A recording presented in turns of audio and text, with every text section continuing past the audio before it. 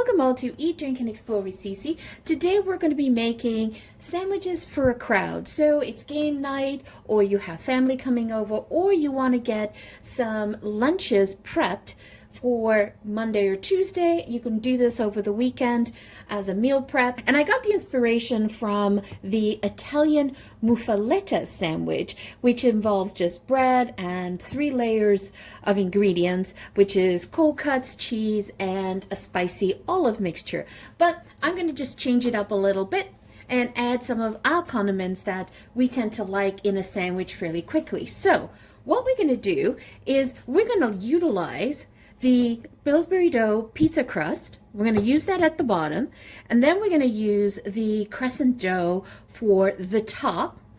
And we've got any types of cold cuts. We like turkey, so we have hickory smoked turkey. We have Montreal smoked beef here, and I've got just some mayo, some mustard, sesame seeds, and some everything bagel, and some Swiss cheese. And the reason why I'm using Swiss cheese because it's melty on it. So how do we put this together? Well, first thing you're going to do, I've got the oven preheating at 385, and then I'm just going to do a quick spray. This just helps with cleanup, making sure that things don't stick. So now what you want to do is, the reason why I am actually using the pizza dough, I'm using the pizza dough for the bottom, and it's just going to give me a solid base. And I'm all about modern conveniences in the grocery store. Take advantage of that. Just unroll the pizza dough, just pop it in, fit it into, just fit it in.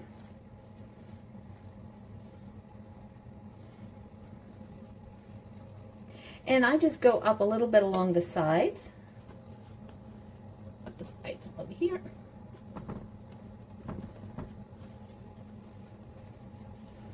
All right. And then I just make sure that I have the dough that's even across. And I just pat it down, just dock it a little. And that goes into the oven for 385, and you want to get it in there for about 10 minutes. What you want is you want to get the dough nice and goldeny. We want to get the bottom pre-cooked before we do the layers. All right, let's get that in. Okay, so I sliced up a pepper. I just de-seeded it and put that in. And now I'm just going to make a little bit of seasoned dressing, some mustard. I like to do 2 kinds of mustard. I like to have some Dijon mustard as well as some yellow mustard. I'm going to put a dash in of smoked paprika. That's about half a teaspoon. Got a taste. Nice. Pinch of black pepper, pinch of salt, and a dash of dry thyme. That should be enough. I have also in the past done a little bit of ketchup in it, but not today. So what I also wanted to show you is that you could do the same dish and use different types of cold cuts. So you could get this antipasto combination and then mix it all up if you like as well. So that's another option. And this is very much pantry driven. So I'm just going to put a little bit of freeze-dried parsley. I always have this kicking around. It's about a tablespoon. If you want, you could do garlic powder, onion powder, but I think this is the flavor profile that I'm looking for.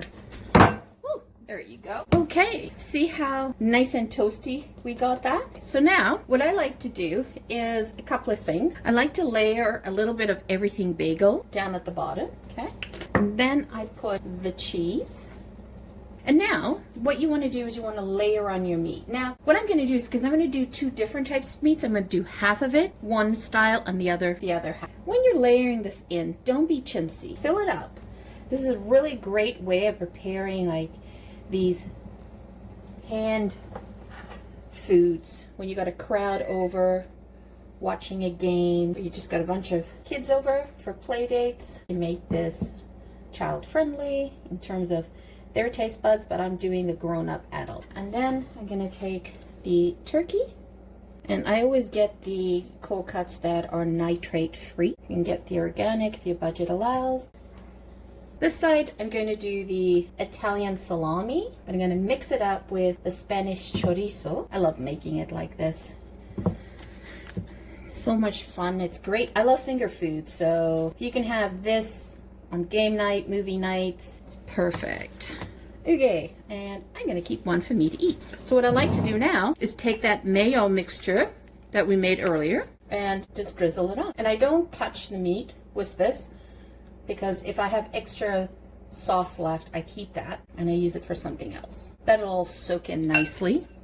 And then I am going to put in some peppers, any type. I just wanted a little bit of crunch in the dish, that's all. So you see why I used the pizza dough first, right? Because it's created like a little base for it. And then we use the crescent dough on the top to give me that nice soft doughy top, and it'll have a bit of a sweetness to it. And then I just chiffonade a bunch of romaine lettuce. So you see how I got that inspiration from a muffuletta. It's very popular, brought to New Orleans by Italian immigrants, but it's very common in Italy as well. So that was the inspiration of this dish. I haven't looked back. Let's get the crescent rolls going. I always keep the crescent rolls in the fridge until I'm ready to use it. I think that's important. There you go. So just unroll it. And if you can use the crescent roll sheets, by all means, leverage that. But I couldn't find that in the grocery store, so I'm just using the crescent rolls, and I'll just press them together. So you just layer this on top and stretch the dough to cover the size of your casserole dish. You could have used another pizza dough on top. I just found when I've done that in the past, it's just too much bread, too bready. This gave me a nice soft puffy on the top. Ideally, you want to use the sheet that puff over. I'm just tucking it in. And the edges that we brought up with the pizza has created also a vessel underneath. It'll hold everything. And what I'm going to do is take an egg, and I'm just going to do an egg wash on top. So we'll give it a nice sheen, but it will also adhere the sesame seeds. If you can get the sheet crescent roll, get that as opposed to what I had, but this is all I could find in the store this weekend, so had to go with what I had. All right, and I'm just going to take a little bit of the sesame seeds. And this sesame seeds gives it that sandwich-like appeal. And if you've got anyone allergic to it, omit it, but I love it. Reminds me of a great European bread. Let's pop that in the oven, and it's at 375, and you want to put it in there for about 10 to 12 minutes. Just follow the recipe on the instructions at the back of the crescent roll dough. That's how long you're going to leave it in. I should get my pot holders out, but too lazy. All right, let's see what this looks like. Look at that, guys. Woohoo, doesn't that look good? All right, this is like super hot, so we're just gonna leave it cool down. And then we're gonna slice this up and put them in a tray so that people don't burn themselves. Doesn't that look awesome? Look at that.